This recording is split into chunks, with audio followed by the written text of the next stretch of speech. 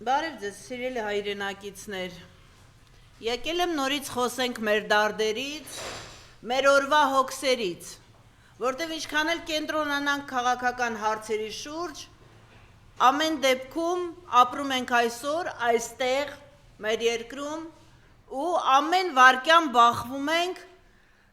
բացի անարդարություններից, Նիկոլիզմի անարդարություններից, Նիկոլստանում, Հայաստանը, Նիկոլստանի վերածված երկրում, ամբողջ օրը անընդհատ պրոբլեմների հետևից անլուծելի պրոբլեմներ, որովհետև ամեն օր մի հատ հիմար օրենք են հայտարարում, ու ժողովուրդը պարտավոր է իր առօրյայում այդ օրենքով ապրելու։ Ես նախ ուզում եմ հասկանալ ամբողջ քաղաքով մեկ, երևի կհիշեք իմ այդ ելույթը, հիմա կկրկնեմ մի ֆրազ այդտեղից, գեղերում չոբան չեք թողել, որ չեք բերել քաղաք ու դարձրել պարեկ։ Հիմա ուզում եմ հասկանամ այդ պարեկները ինչ ֆունկցիա են կատարում, բացի քեզ ախրանիկ աշխատելուց, Նիկոլ, այս կամ այն եկեղեցուն քանդելու ժամանակ, քեզ ախրանիկ աշխատելուց բացի այդ պարեկները ինչ են անում։ Այդ ամեն օր պարգևավճար ու ամեն ամսվա վերջ միլիոնների հասնող կաշառք, որ տալիս ես այդ միլիցեքիդ, որ ոստիկան չեն վաղուց, ու այդ պարեկներիդ, որ իրենց անուն ազգանունը մեծ մասը նորմալ գրել չգիտեն, ոչ մի ֆունկցիա չեն կատարում փողոցներում, բացի խանգարելուց, լուսամփոփի դեր են կատարում, դե ուրեմն լուսամփոփները անջատեք, թող պարեկները կանգնեն, ասեն ով որտեղով գնա գա։ Սարքել եք բարդակ երկիրը, մի հատ ասպարեզ չկա, մի հատ ասպարեզ, ցույց տվեք մի հատ ասպարեզ, որտեղ որ կա նորմալ աշխատող օրենք, ընդհանրապես կա օրենք, ու այդ օրենքը նորմալ աշխատում է։ Իրավական համակարգը սարքել եք գրպանի շնանոց, պատվեր կատարողների, են որ ասում են մի թուլափայ շպրտում են, նամորդնիկով շներ եք սարքել իրավաբաններին, իրավապաշտպաններին, չգիտեմ, իրավունքը, օրենքը, ոստիկանությունը, բարեկապահակայինը սարքել եք, ուղղակի են որ ասում են կապած շների բարդակ իսկականից։ Էդ ինչ եք անում այս երկրի գլխին, ընդհանրապես էդ ինչ եք անում։ Ես ուզում եմ հարց տալ, այդ որ ասում եք մեր գյուղում ասֆալտ չկար, Նիկոլ եկավ ասֆալտ արեց, այ հենց դրանց, որ հիմա ձեր գյուղերը թողել եկել տաքսի եք քշում քաղաքում, որովհետև ձեր գյուղերի բոլոր աշխատատեղերը Նիկոլը փակեց ինչ եկավ։ Ուզում եմ հենց այդ վարորդներին հարց տալ, որ ընկնում եք այդ ջրափոսերը, թազա ասֆալտների, կարողանում եք առանց ավտո ջարդելու դուրս գալ։ Ժողովրդական լեզվով եմ այսօր ասելու ամեն ինչը, որովհետև ժողովրդին պետք է բացատրել իր լեզվով, ընդհանրապես ամեն մի տեսակի իր լեզվով է պետք խոսել, այդ որ մեկ ասում եք անցել է ժարգոնին, ես ժողովրդի ծոցից դուրս եկած մարդ եմ ու կխոսեմ ժողովրդի հետ իր լեզվով, իմ ժողովուրդն է, ես իր հետ կխոսեմ այն լեզվով,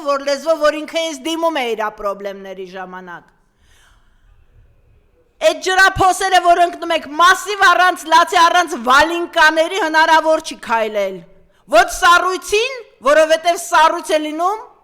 կոնկրետ այն չափանիշի, որ ամեն օր ավտոներ են ջարդվում, նորից գալուց գազանանոցի են ճանապարհի վրա ավտովթարեր,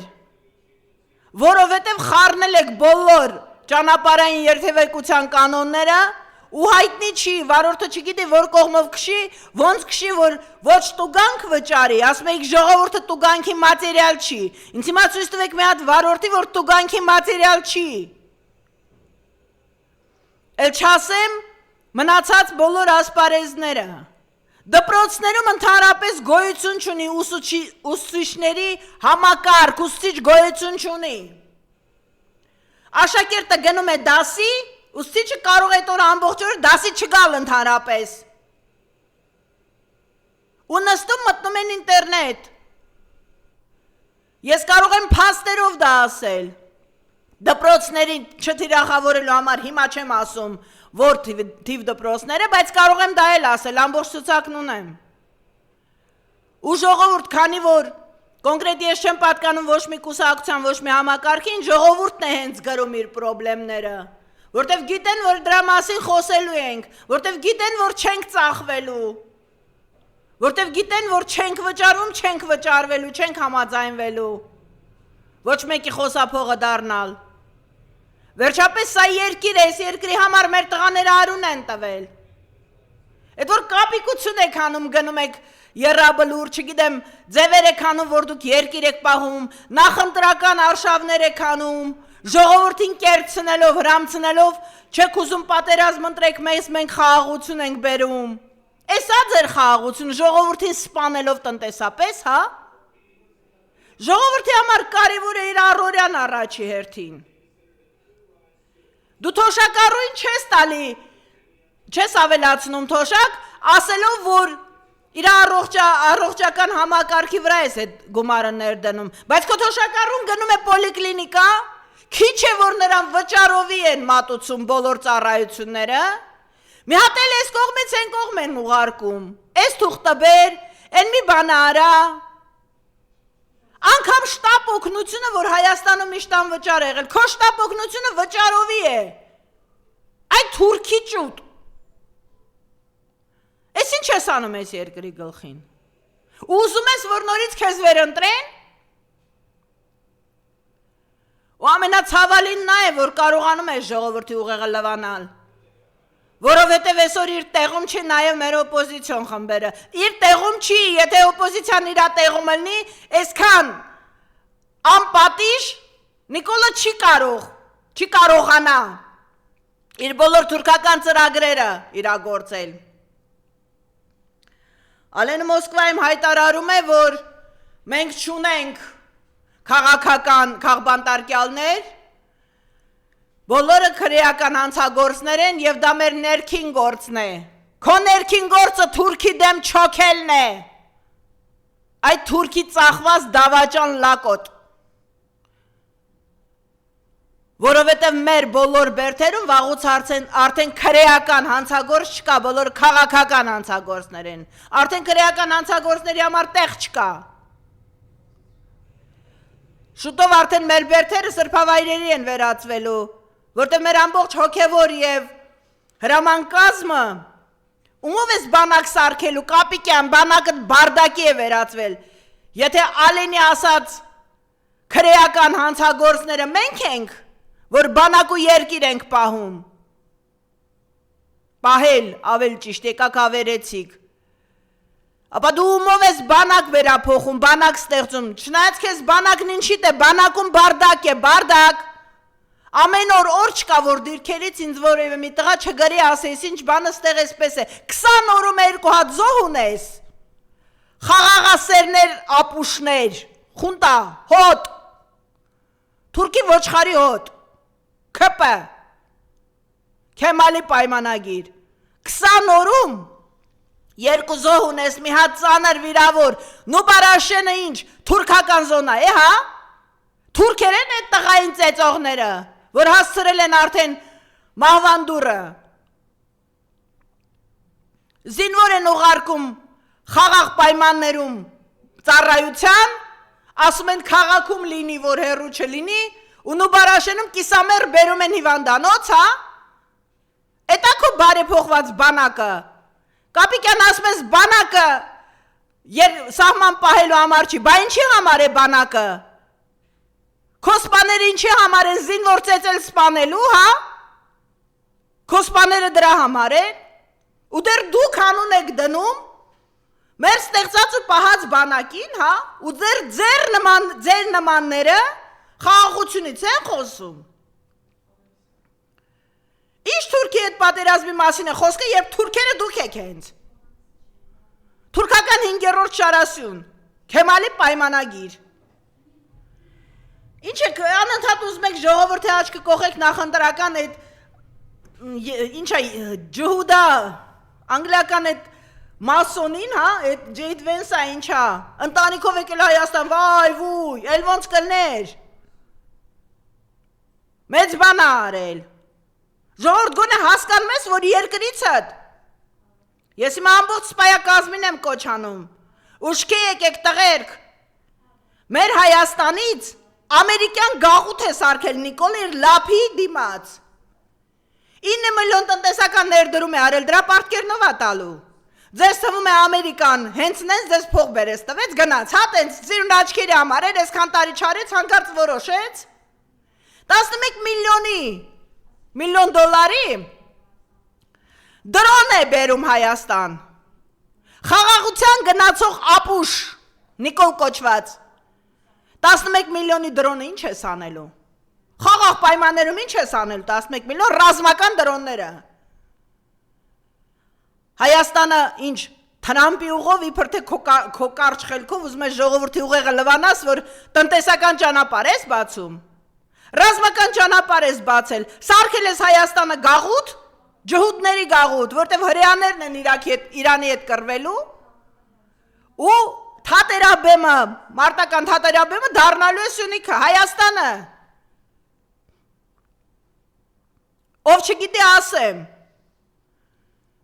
մենք Ամերիկայի պետք չենք ընդհանրապես, բացի որպես բռունցք, ռազմաբազա, որպես վայր, որտեղից ինքը կարող է հարվածել Իրանին ու Ռուսաստանին։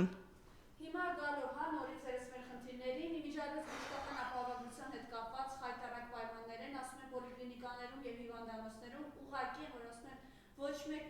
չգիտի ինչ ֆունկցիա է կատարում, խնդրեմ։ Նախ ասեմ, որ այդ ընդունարանի աշխատակիցները իրենք, ես ներսից հենց գիտեմ, իրենք տեղում չգիտեն, ինչ ֆունկցիա պետք է կատարեն։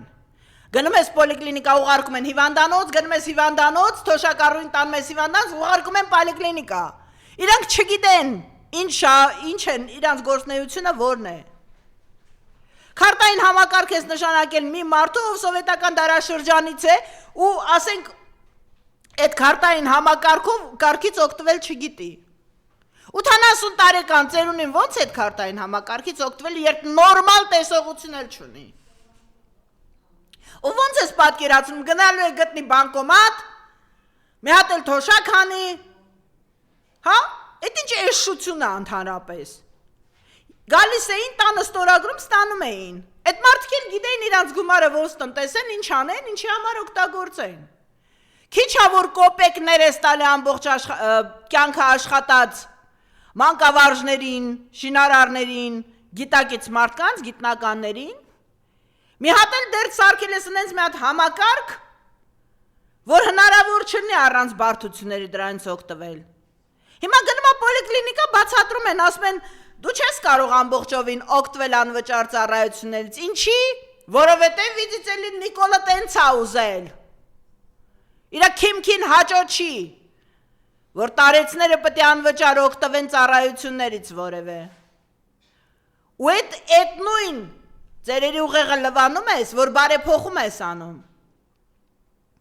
Ու փորձում ես համոզել, որ դու ամենաճիշտ համակարգն ես, խաղաղություն ես բերում։ Եկեք ինձ ընտրեք, որ ձեզ հեշտ սպանեմ։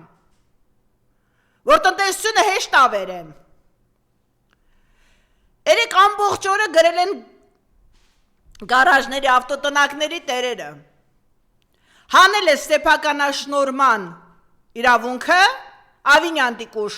վարձակալության ես դրել, որպեսզի կարողանաս անընդհատ վարձավճարը բարձրացնել, լավ փտկչություն է անում տիկուշ։ Ու եթե ինչ-որ մեկը համամիտ չլինի չուզենա վճարել քո նշանակած գումարը, կարողանաս հռչակել նրա ավտոտնակը, իր իսկ կառուցած ավտոտնակը, համայնքի սեփականություն ու փոխանցել նրան, ով որ քեզ այդ լափը կտա, չէ՞։ Էս ինչ բարդակ եք սարքել, որդ որտեղից ուզում եք, քանդում եք։ Հիմա մի պիեն ապուշին եմ ուզում անդրադառնալ մի երկու բառով։ Մանասյան Անահիտ, այդ որ ասում ես, բանա, ինչա վիրավորանք է եզդիներին թուրքերին ես համեմատում, իրար ասում ես վիրավորանք է, երբ ինչ-որ մեկին ասում ես եզդի կամ թուրք։ Այո, թուրք ասելը վիրավորանք է, բայց եզդի ասել ինչով է վիրավորանք, եթե այդ մարդը ազգությամբ եզդի է։ Նախ ինչի համար ես համեմատում, ինչ հող ես նախապատրաստում, տերերդ ասել են նախապատրաստի հող, որ 300,000 դիմորդ կա Հայաստան եկող թուրք, ու այդ թուրքերին հարկավոր է բնակեցնել Երևանում, հա, 300,000 ձայն 300,000 դիմում կա, որ ուզում են Երևանում վերաբնակվել։ Ու Նիկոլն ասում է, ես պրոբլեմ չեմ տեսնում, հիմա եզդիներին ու թուրքերին ես փորձում համեմատել, համատեղել, որպեսզի վաղ ասես դե եզդիների հետ ապրում եք, թուրքերի հետ էլ կարաք ապրեք, չի լինելու տենց բան։ Եզդիները մեր աղբերներն են, մեր հետ արուն են թափել, մեր հետ երկիր են պահել։ Թուրքերը մեր թշնամին են, մեր երեխաներին են կոտորել, այդ նույն եզդիներին են կոտորել։ Դու համատեղել դրանք չես կարողանալու։ Ինչքան էլ որ ձևեր անես։ Բաքվի բանտերի մեր գերիներին, կամավոր հանձնված գերիներին, որոնց դիմաց որ Արցախում հերթական եղերնը տեղի չունեցավ, ցմահ ազատազրկում են տվել։ Այնտեղ կան իհարկե կերպարներ, որոնց մասին ես խոսել եմ, բայց ու այնպես չի, որ այդ կերպարներին շատ հարազատ են որոշները, կամ հաճելի են, կամ ընդունելի են, բայց դա կապ չունի։ Դա կապ չունի իրենց հանցագործությունների համար, թշնամուն չէ, որ պետք է պատասխան տան։ Երկրի հանդեպ դավաճանության համար պետք է սեփական երկրում տային պատասխան։ Իսկ քանի որ նրանք թշնամու ձեռքին են, այդ նշանակում է նրանք մեր հոգսն են նաև։ Ու ոչ մի արձագանք, որտեվ Նիկոլի քիմքին հաճո է, որտեվ Ալիևը կատարել է Նիկոլի սրտի ցանկությունը նրանց ազատազրկելով ցմահ, քանի որ նրանք եթե գային հետ, կխոսեին հաստատ իրենց տառապանքներից հետո, կասեին ինչ հրահանգներ և ինչ միջոցներ են Նիկոլը տրամադրել իրենց, ինչի դիմաց են համաձայնվել, ինչ կոմպրոմատների դիմաց են համաձայնվել գնալ դավաճանական քայլերի, որոշ բաներ, ու հուսամ, որ փաստարկները կմնան ու հետագայում կբացահայտվեն։ Նիկոլ, այդ որ քեզ այդքան պաշտպանում ես այդ քո անգրագետ, կիսագրագետ, գեղերից հավաքած կիսաչոբաններով, որոնց պարեկների շորերս հագցնում, հայկական դատաստանից դեռ ոչ մի երկոտանի կենթանի չի կարողացել փախնել։ Պատասխան ես տալու, ու չհուսաս, որ քեզ սատկացնելու են, ոչ։ Դու պատասխան ես տալու հայկական դատի առաջ։ Ու քո այդ պատասխան են տալու քո այդ հավատարմատար, ուր որ գնաս հետդ կգամ երկողները։ Հետդ կգան, չգան էլ կբերենք։ Ու դու պատասխան չես տալու օպոզիցիա խաղացող լափակերներին, դու պատասխան ես տալու նրանց, ովքեր որ այս երկրի համար արուն են տվել, որդի են տվել, մեզ ես պատասխան տալու, կրկնում եմ։